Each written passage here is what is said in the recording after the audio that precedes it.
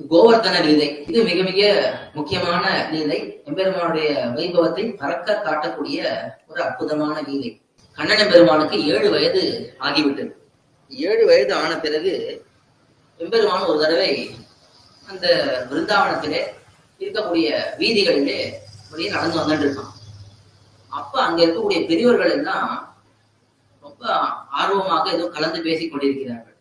பெரிய விழா எடுக்கணும் அப்படின்னு கலந்து பேசிக் கொண்டிருக்கிறார்கள். அப்ப கண்ணன் அங்கே போறான். என்ன ஏதோ பேசிட்டு இருக்கீர்களே எல்லாம் அப்படின்னு கேட்கிறான். என்ன இருந்தாலும் நந்தகோபனுடைய பிள்ளை, ராஜகுமாரனை போலே, அதுக்கு மேலே எல்லாருக்கும் பிடித்தமான பிள்ளை. கண்ணனாலே எல்லாருக்கும் பிடிக்கும்.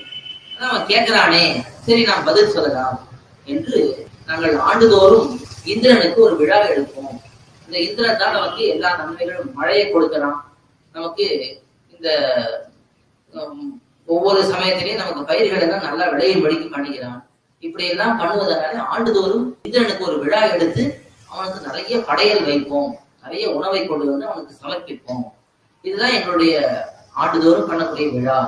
அதை என்னைக்கு பண்ணலாங்கிறத பேசிட்டு இருப்போம் அப்படின்னு கண்ணனிடத்துல அந்த பெரியவர்கள் சொல்லிக்கிறான். உடனே கண்ணன் சொல்றான், இது என்ன, இது இந்திரனுக்கு போய் எதுக்கு விழா எடுக்கணும்?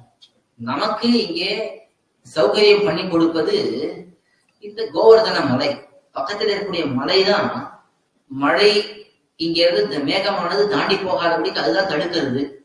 அந்த மழையை கீழே விழுந்தா அதுதான் வாங்கிக்கிறது. வாங்கி அங்கேதான் புல்லு, அதுக்கு மேல பழங்கள் செடிகள் எல்லாம் அங்கதான் வளர்றது. அங்கதான் போய் நம்முடைய மாடு கன்றுகள் எல்லாம் மேய்ச்சலுக்கு போறது, அங்கதான் ஓய்வு எடுக்கிறது. நாமும் அங்கதான் கொஞ்ச நேரம் அனுபவிக்கணும்னா போறோம்.